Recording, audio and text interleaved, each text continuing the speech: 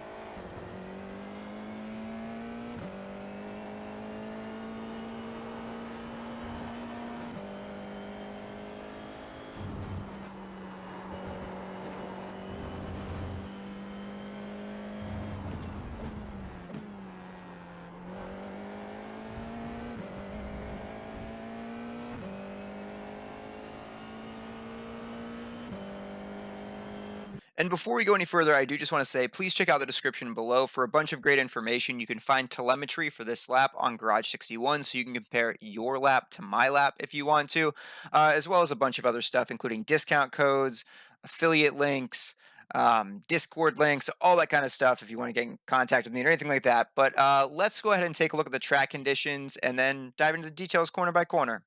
And let's go ahead and look at those track conditions. We have a 22 degrees Celsius track and 20-degree air temperature with moderately low usage at 42%. If these numbers are lower, it's usually easier to go faster. If these numbers are higher, it's harder to go faster.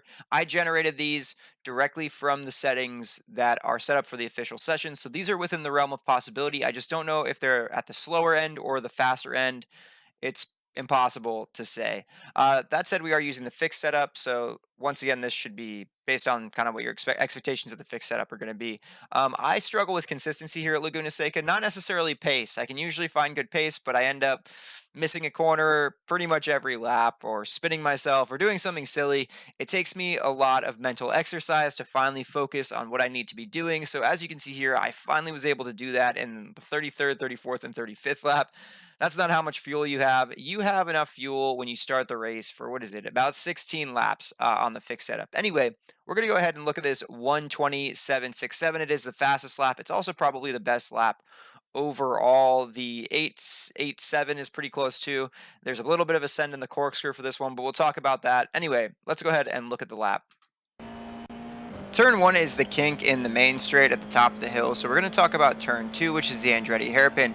We're braking at the 3 board, and we want to brake hard in a straight line and start trailing off the brakes as we turn into the corner because we're heading downhill. If we're on the brakes too hard as we turn in, it can be very easy to spin because we are heading downhill. Also, in between these corners, when we start getting back on throttle, we want to be careful getting on throttle because, again, we're still heading downhill in between the first and second apex, and getting on throttle too quickly can allow the rears to spin up, and it's really easy to lose traction and loop yourself. You can actually see the car get a little bit loose as we get on throttle here. That said, that rotation was actually helpful for us to finish out the corner. Also, because we're heading downhill, I don't like to run too far out wide. It can be really easy just to miss the corner completely, so I like running a nice tight line here through the Andretti hairpin. So once again, brake at the 3 board, hard in a straight line, trail off the brakes, hit that first apex, stay pretty tight into the corner, start getting back on throttle mid-corner, hit that second apex, and run it out to that exit for a nice exit heading down towards turn 3.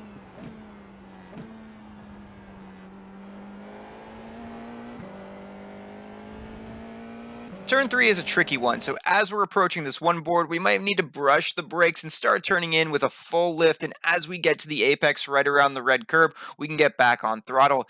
The two keys to success here are not turning in too early and not getting on throttle too early. If we do that, then it's really easy to run wide here, and you end up off in the dirt. Oftentimes, you'll see people spinning when they do that and crashing. So as we approach the one board, we're going to start turning in, brush those brakes wait patiently until we get to that red apex curbing, and then get back on throttle and not run it wide.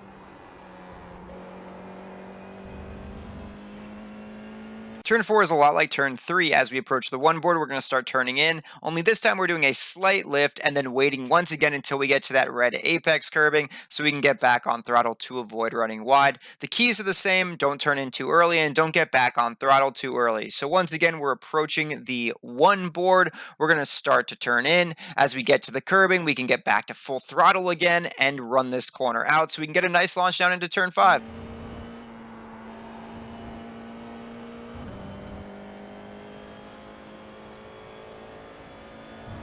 Turn 5 is a critical corner whose real focus should be all around the exit, because we're exiting up this hill, and a run up this hill can either gain us or lose us a ton of time. So as what we're going to start doing is braking right as we approach the 2 board and start turning in at that point. We want to trail off the brakes, and as we get to that red curving at the apex, we can get back on throttle very, very aggressively, and we want to use all of the curbing on entry and on exit to really maximize the track that we are using so that we can carry as much speed as possible. It is a 4th gear corner, so it is quite a quick corner. Once again, braking at that 2 board, getting ourselves turned in, trailing off the brakes on throttle at that red apex very, very aggressively. Keep that wheel turned and just trust that the car will grip.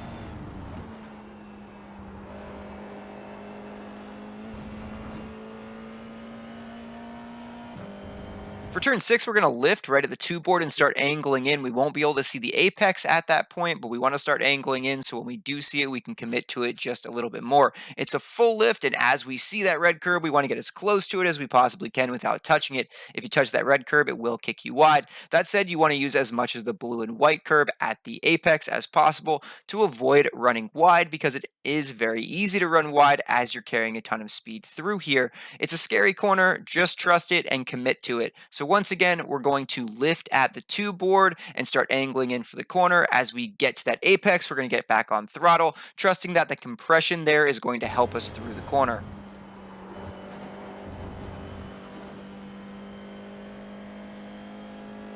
The famous corkscrew is a tricky corner, and this lap is a little bit sendy because we end up in the dirt a little bit under braking. That said, it's actually quite well handled, even though we're locking up the inside tires. It's still actually quite a good execution, so that's why I said, hey, you know what, let's stick with this lap. Anyway, as we're getting to the blue and white curving on entry, we can start to brake just a little bit before it. We want to brake in a straight line and keep our eyes looking at the first apex. We want our nose to go over the center of that apex curbing. I miss it by just a little bit because of that inside locking and touching that dirt, but the thing here is we want to be rotated and pointing downhill before we get back on throttle. If you start getting back on throttle before you're fully rotated or before you're heading downhill, it's really, really easy to spin the car or to not complete that rotation and end up in the dirt on the exit. So braking right as we get to the curb in a straight line, holding it, keeping our eyes at that apex, turning in as soon as we hit that apex and are headed downhill, we can commit back to throttle fairly aggressively, kind of in a stepwise manner, and get a nice exit out. For turn 9, we want to work our way back to the right-hand side of the track, and as we get to the curbing, we'll start our arc down into the apex, where we want to use the blue and white curbing without touching the red curbing. We don't want to run out too far wide because we want to set up well for turn 10 by being able to get back across to the left-hand side of the track. It's easily flat out here, but early on cold tires, you might need a little bit of a lift.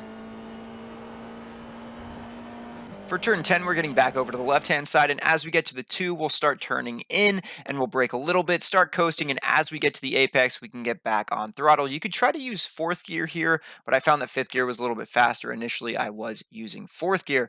That said, this is a really tricky corner. You really want to be able to use all of that camber, so getting in as tight to that apex as possible is really important for how much speed you can carry here. That said, really make sure to avoid hitting that red curving at the apex, because that will push you wide on exit, which makes things very, very scary once you end up in that dirt.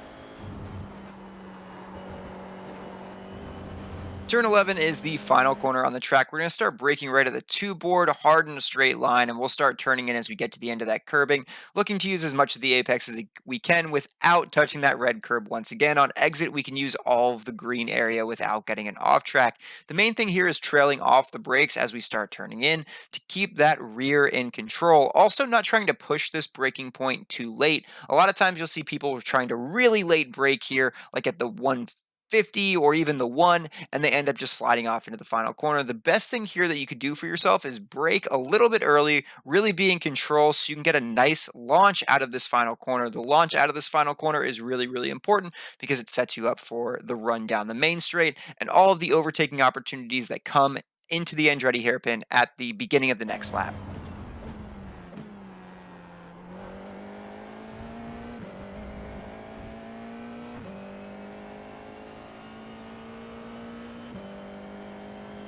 And before we go, I just want to say a big thank you to everyone who likes, subscribes, comments, hangs out with me on Twitch. It's twitch.tv/Elgato Coma Pipa. If you want to do that, that's another thing that's in the description below. Like I said, check out the description. But I'm really sorry I haven't been doing updated and refreshed track guides. There's been a lot going on in life that's been preventing me from doing these, but I'm glad I can come back and at least do a quick refresher. Um, I hope to see you on track. Have fun this week. Laguna Seca is really, really tough for me. I struggle with consistency here. I don't struggle with pace, but I do struggle with putting in good laps consistently and not killing myself. So I wish you better luck than I normally have here. Have fun out there. Until I see you next time, thank you so much for watching. Later days.